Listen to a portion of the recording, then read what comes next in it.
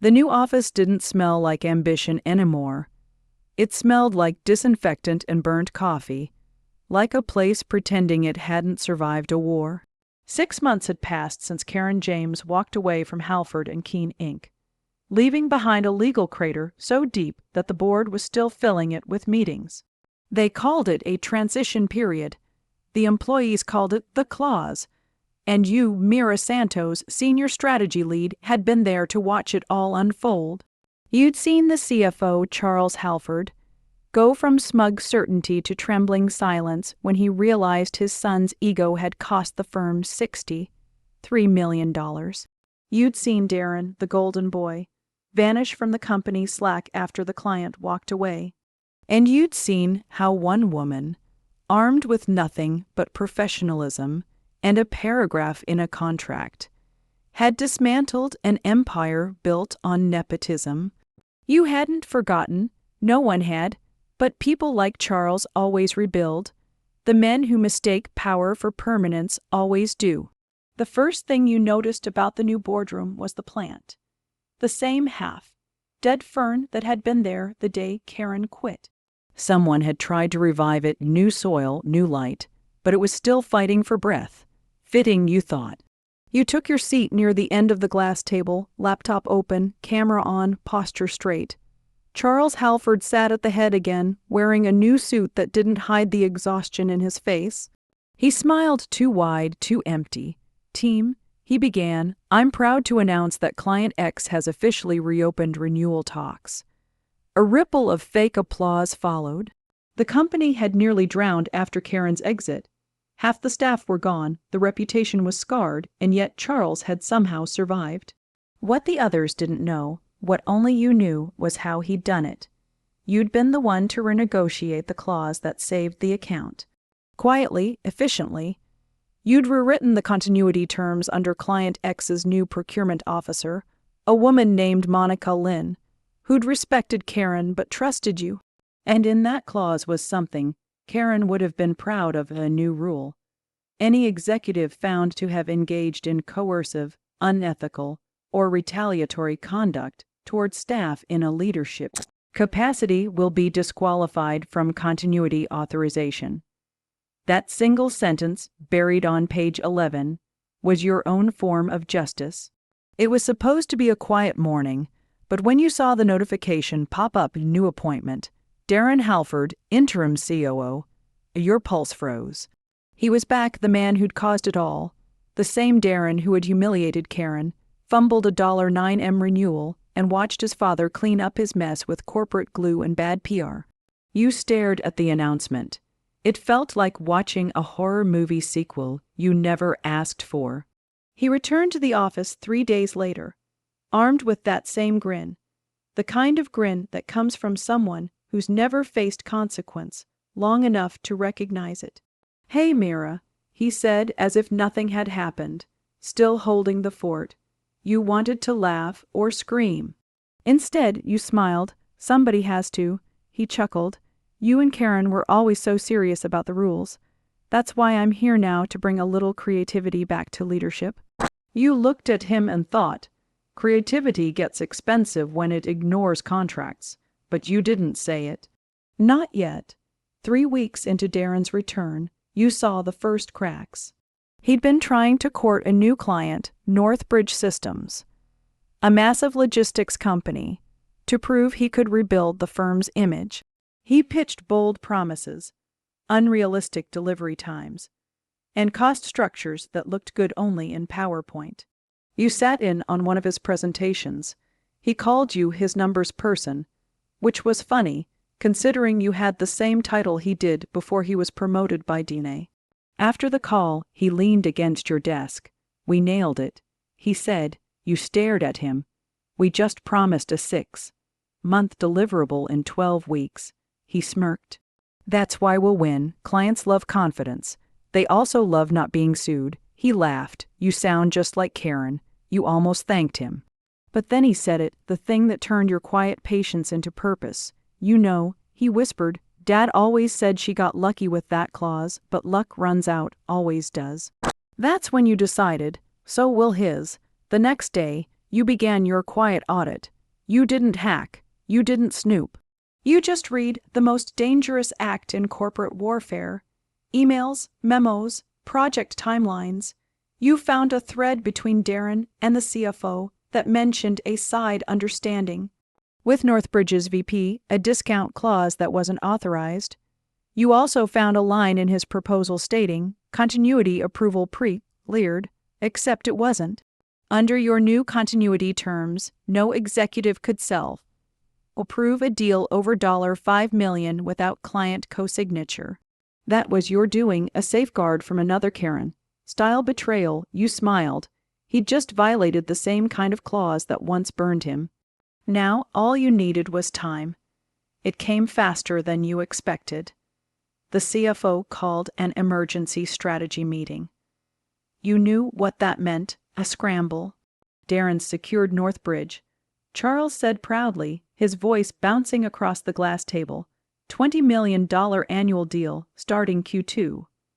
Everyone clapped. Everyone but you. You opened your laptop and projected a PDF to the shared screen. Actually, you said, calm and surgical, Northbridge's agreement references continuity approval signed under Clause 6. 1A, a clause requiring dual authorization from the Compliance Board. The room froze. What are you implying? Charles snapped. You pointed to the signature line. There's only one signature, Darren's. A silence that followed was heavy enough to bend the air.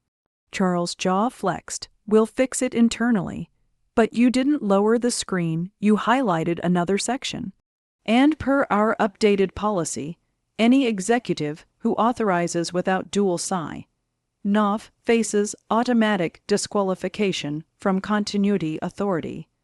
Darren's grin flickered. That's absurd. You turned the screen off, it's policy. You both signed it. The next 48 hours were chaos. Emails flew like shrapnel.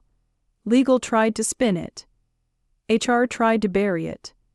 Darren tried to charm his way out, but charm doesn't work on lawyers. You didn't say a word. You didn't need to. The system you built was doing all the talking. By day 3, Monica Lynn, Client X's procurement lead, requested an urgent call with legal. She'd caught wind of Northbridge's approval irregularities. The board tried to contain it, but the clauses were clear. Once a compliance breach is suspected, the client's trust review activates automatically. That meant audit, and it's don't play favorites. The auditor arrived Monday morning. A quiet man named Elliot Pierce, all grays and neutrals. The kind of person who didn't need to raise his voice to rearrange careers. He sat across from you, scanning documents. You authored these updates, he asked. Yes, you said. And the clause regarding retaliatory conduct, also mine. He nodded, almost smiling. You made them bulletproof. Across the glass wall, Darren paced like a man awaiting execution. The CFO refused to make eye contact. By 3 p.m., Elliot concluded. Clause violations confirmed. Executive authority of Darren Halford is suspended pending board review. The CFO erupted. You can't do that. That's my son. Elliot didn't even blink. Then perhaps he shouldn't have signed as if he weren't. The room emptied slowly. Darren sat alone, staring at the table like it owed him forgiveness. You didn't celebrate. You didn't gloat. You just picked up your files and walked out. Quiet, controlled, unbothered, because you knew this wasn't the end. Not yet. That night, you stayed late. The building was quiet, too quiet, when the elevator doors opened behind you. Darren stepped out. Mira, he said, voice lower than usual, you've made your point. I didn't make anything, you replied. You signed your own paperwork. He leaned closer. You think this company will choose you over me. You're replaceable. I'm legacy. You met his eyes. A legacy doesn't exempt you from liability. He laughed, but it wasn't confident this time. You think you're Karen now. No, you said softly. I'm the update. He stepped back, eyes narrowing. Careful, Mira. People disappear in this company. So do reputations. You turned back to your screen. Good night, Darren. You didn't look up when he left, but you saw his reflection in the glass, and the way he slammed the elevator button like it had betrayed him too. The next morning, something happened that no one expected. North Bridge Systems, the client Darren had promised, issued a pause letter. Pending verification of authorized signatures, all engagement activity is on hold. It was signed by their VP of Compliance and CC'd to every senior executive at Halford and Keene. Within an hour, stock whispers began. Vendors froze shipments. Legal's inbox overflowed. Charles Halford tried to contain the panic, claiming minor technical confusion. But Elliott's report was already in the board's hands. It wasn't confusion. It was fraud by negligence. And then came the final blow. An email from Monica Lynn. Given recent developments and confirmed violations under Clause 6, 1A, Client X will transition to external oversight effective immediately. Please ensure documentation continuity through Mira Santos until replacement is validated. The boardroom fell silent. Everyone knew what that meant. You were now the continuity lead. Darren's last smirk died that day. The board convened an emergency session. The CFO face was pale, eyes hollow. You've humiliated this family. He hissed, voice low enough to burn. You met his gaze. I enforced the rules you signed. This isn't how loyalty works. You paused. Then maybe you should have been loyal to the right people. He slammed his hand on the table. You think you're safe because of a clause. We can erase clauses. You leaned in. Then maybe you should start erasing your son's signatures too. Silence. Across the table, Withers, the legal counsel, finally spoke. Actually, we can't erase this one. Clause 6. 1A is protected under client compliance jurisdiction. Any alteration triggers review. Charles blinked. Triggers what kind of review? Withers sighed. The kind that ends in external arbitration. And that was it.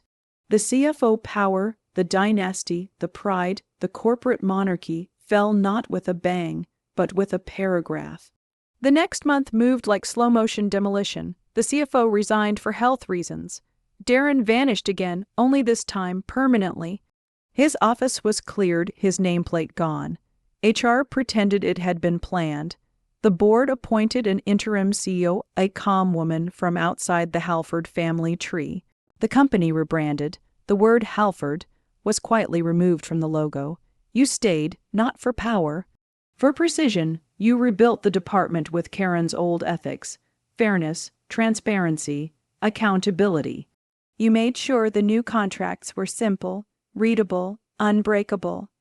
And sometimes, late at night, when the office was empty, you'd open Karen's old folder, the one labeled Continuity Agreement, Client X. Inside was her signature, a quiet smile in ink. 2 weeks later, a courier arrived with a single envelope. No return address. Inside, Mira, heard you handled the sequel well. Quiet wins again. Don't let them forget why. K. J. You folded the letter and placed it back in your drawer. There was no champagne, no headline. Just a flickering monitor, a pile of reports, and a company learning, finally, that power without principle collapses itself. A month later, you added one final clause to the master-client agreement. Not legal, philosophical. Silence is not compliance. It's patience waiting for accountability to remember its own name. It wasn't required. It wasn't even standard, but it felt right, because revenge doesn't always roar. Sometimes it reads. Sometimes it writes. Sometimes it waits perfectly still, inside a contract, until arrogance signs its own name next to failure.